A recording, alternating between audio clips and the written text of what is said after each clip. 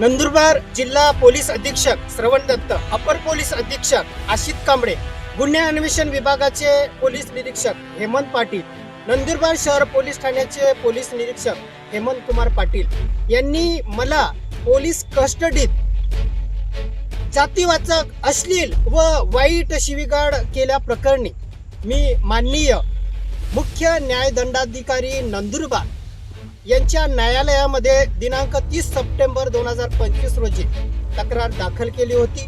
त्या केसच्या संदर्भात आज दिनांक 29 एप्रिल 2026 रोजी केसच्या पूर्ततेसाठी तारीख लावण्यात आली होती। या केसच्या संदर्भात काही साक्षीदार मी माझ्या वकिलांच्या सल्ल्याने, वकिलांच्या सांगण्यानुसार माननीय न्यायाधीश RB सूर्यवंशी, दुसरे दिवाणी व फौजदारी कस्तर नंदुरबार न्यायालयामध्ये न्यायाधीशांच्या समोर हजर केलं। माननीय न्यायाधीशांना मी व माझे जे साक्षीदार आहे ते हजर झाले हे त्यांनी बघितलं आणि त्यांच्या व्यस्त कामामुळे आमच्या या केसच्या संदर्भात साक्षीदारांची साक्ष घेण्यास त्यांनी टाळाटाळ केली, साक्ष घेतली नाही। म्हणून पुन्हा मी माननीय न्यायाधीशांकडे आमच्या वकिलांमार्फत एक विनंती केली की हे जे साक्षीदार आहे या साक्षीदारांवरती आरोपी पोलीस अधिकाऱ्यांचा दबाव आहे, ते दबाव आणू शकतात। आज पूर्णपणे साक्ष देण्यासाठी त्यांची तयारी आहे, म्हणून त्यांची साक्ष घेण्यात यावी अशी विनंती केली आणि त्याच्यानंतर त्यांनी आम्हाला दुपारनंतर म्हणजे 3 वाजेनंतर दुसऱ्या सत्रामध्ये साक्ष घेण्यात येईल असं सांगितलं। म्हणून आम्ही तिथं थांबलो आणि दुपारी 3 वाजेनंतर पुन्हा माननीय न्यायाधीशासमोर मी आणि साक्षीदार हजर झालो। तेव्हा माननीय न्यायाधीश या केसच्या संदर्भात साक्ष घ्यायची का नाही याचा मला अभ्यास करावा लागेल, कायद्यात बसतं की नाही हे मला बघावं लागेल असं सांगून त्यांनी साक्ष घेतली नाही। या केसमध्ये माझ्यावरती जिरकेना हल्ला झाला, माझ्या हत्येचा प्रयत्न झाला, त्याच्यानंतर माझ्या वडिलांची हत्या झाली। या केसच्या संदर्भात मेडिकल रिपोर्ट बदलण्याचा आरोपी पोलीस अधीक्षकसह या आरोपी पोलिसांनी प्रयत्न केला। त्याच्यानंतर खोटे व बनावट केसेस दाखल करून मला अटक करण्याचा प्रयत्न केला आणि सूडबुद्धीने पुन्हा ही केस दाबण्यासाठी 9 सामाजिक कार्यकर्त्यांवरती हद्दपारी सारखी असंविधानिक कारवाई केली।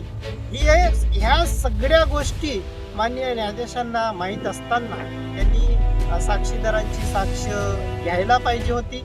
त्यांना जर साक्ष घ्यायची नव्हती या केसच्या संदर्भात दिनांक 29 एप्रिल 2026 ला जर काहीच कामकाज झालं नाही तर त्यांनी तारीख लावायला नको पाहिजे होती, आम्हाला बोलवायला नको पाहिजे होतं।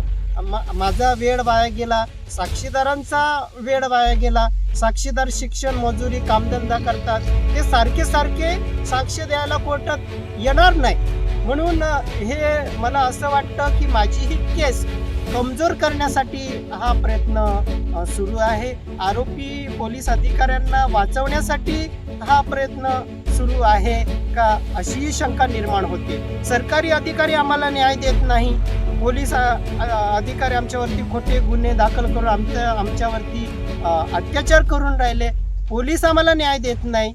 एकमेव आमचं आशेचं जे किरण आहे ते न्याय देवता आहे आणि न्यायालयात ही न्यायाबाबत अशी आमची अपेक्षा भंग होत असेल तर आम्ही न्याय कुणाकडे मागायचा, आम्ही दाद कुणाकडे मागायची हा प्रश्न निर्माण होतो। या केसच्या संदर्भात एकूण 142 पेक्षा अधिक साक्षीदार आहेत आणि यापैकी हे काही आदिवासी तरुण जे पोलीस पीडित तरुण आहेत ते स्वतःहून माननीय न्यायाधीशांसमोर साक्ष द्यायला आले। ही फार मोठी अभिमानास्पद व सत्याची बाजू आहे। म्हणून या साक्षीदारांची साक्ष घ्यायला पाहिजे होती। या केसच्या संदर्भात जे CCTV फुटेज आहेत ते आरोपी पोलीस नष्ट करत आहेत, पुरावे नष्ट करत आहेत, मेडिकल रिपोर्ट ते बदलत आहेत, नंतर अनेक प्रकारे आमच्यावरती खोटे केसेस दाखल करून हद्दपारी सारखी कारवाई करत आहे आणि या तारखेला हजर राहण्यासाठी आरोपी पोलीस अधीक्षक श्रवण दत्त यांची परवानगी घेऊन मला कोर्टाला हजर व्हावं लागलं. ही गोष्ट माननीय न्यायाधीशांनी न्यायालयाने गांभीर्याने घ्यावी. निदान जे जिवंत माणसं आहेत, आय विटनेस आहेत, त्यांची साक्ष घेऊन मला या प्रकरणात न्याय द्यावा अशी माझी न्यायदेवतेला विनंती आहे.